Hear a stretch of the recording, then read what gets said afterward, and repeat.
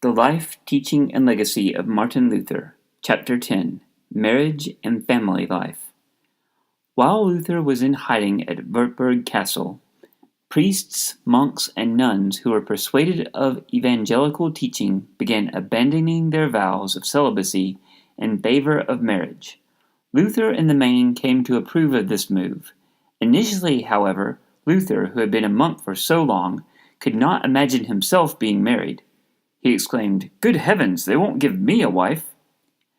Resistance to taking a wife for himself, however, did not exempt Luther from becoming entangled in the marriage plans of others. Priests, monks, and nuns who left their vows generally had no other source of income and no social standing. Those who had been persuaded to leave their vows through reading Luther's books and tracts now came to look to Luther for help in beginning their new lives by helping them find spouses. In 1521, Martin Luther wrote a book titled The Judgment of Martin Luther on Monastic Vows, in which he argued, "Nowhere does the Bible teach that men and women should withdraw from the world to lonely monasteries and convents." 2 years later, a small group of nuns from the Nimschen convent sent Luther a letter asking for his help so that they might escape their captivity and follow their consciences concerning God's word. Sneaking nuns out of their convent was no small matter, as such an action was considered a crime worthy of the death penalty. Luther, however, enlisted the aid of Leonard Kopp, a brave elderly gentleman who occasionally delivered barrels of pickled herring to the convent. And so, on the night before Easter, 1523, 12 nuns left Nimschen convent in a covered wagon secreted among the fish barrels. 3 of the nuns were able to return to their families, and so 9 young ladies eventually arrived in Wittenberg. 6 of the former nuns were wed rather quickly. Then 2 more were wed. Luther had sought to match the last, Katharina von Bora, with Jerome Baumgartner, a former student at the University of Wittenberg.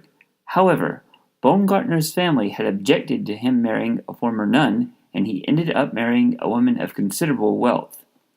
Next, Luther tried to match von Bora with Dr. Caspar Glatz, whom she was unwilling to marry. Katharina confided to Luther's friend Amsdorff that she would be willing to marry either him or Dr. Luther. Neither Amsdorff nor Luther intended to marry, due primarily to their work with the Reformation. They believed their work was all-consuming, which would prevent them from fulfilling their duties as husbands, and they believed that they were likely to die as martyrs. Luther changed his mind about marriage due to the influence of his parents, who desired for him to father their grandchildren.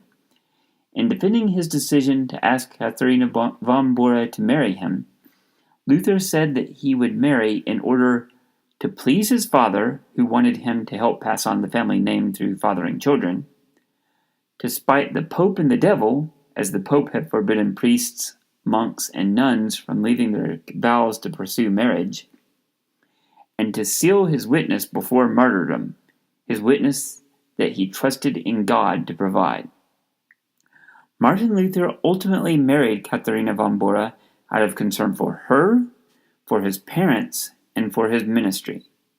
He did not marry based on romantic love, as he confessed, "I am not infatuated." Martin and Katharina were married on the evening of June 13th, 1525 at Luther's house, in the presence of a small group of friends. They had a larger wedding ceremony on June 27th, 1525, at which Luther's parents and Leonard Kopp, among many others, were present. Despite Luther's initial lack of romantic feeling toward Katharina, his letters to his wife and other friends paint the picture of a tender, affectionate home life. Martin referred to Katharina as "my dear Katie," and jokingly as "Lord Kitty." Martin praised Katharina for her abilities to manage the Luther household, which included her aunt, 2 of her nieces, many visitors, and eventually 6 children, though 2 of Luther's daughters, to the great grief of the family, died at quite a young age. By all accounts, the Luthers sought to live in accordance with what Martin had previously written in the Estate of Marriage, 1521. "Now observe that when the clever harlot, our natural reason, which the pagans followed in trying to be most clever, Takes a look at married life, she turns up her nose and says, "Alas, must I rock the baby, wash its diapers, make its bed, smell its stench, stay up nights with it, take care of it when it cries, heal its rashes and sores, and on top of that, care for my wife, provide for her, labor at my trade, take care of this and take care of that, do this and do that, endure this and endure that, and whatever else of bitterness and drudgery married life involves? What, should I make myself such a prisoner? Oh, you wretched fellow, have you taken a wife? Fie, fie upon such wretchedness and bitterness. It is better to remain free and lead a peaceful, carefree life. I will become a priest or a nun and compel my children to do likewise." What then does Christian faith say to this? It opens its eyes, looks upon all these insignificant, distasteful, and despised duties in the Spirit, and is aware that they are all adorned with divine approval, as with the costliest gold and jewels. It says, "O God, because I am certain that Thou hast created me as a man, and hast from my body begotten this child, I also know for a certainty that it meets with Thy perfect pleasure.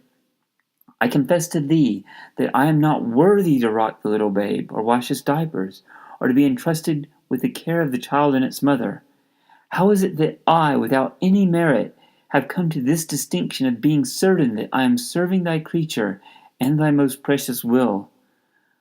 Oh, how gladly will I do so, though the duties should be even more insignificant and despised. Neither frost nor heat, neither drudgery nor labor will distress or dissuade me, for I am certain that it is thus pleasing in Thy sight.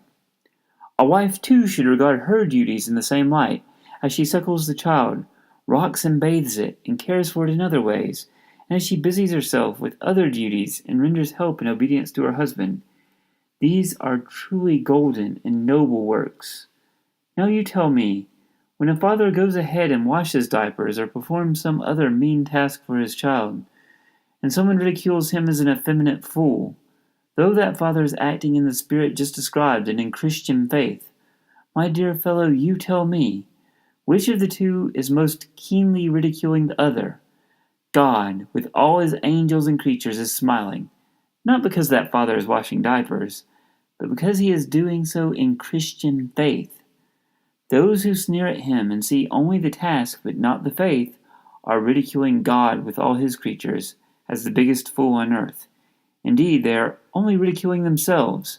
With all their cleverness, they are nothing but devil's fools.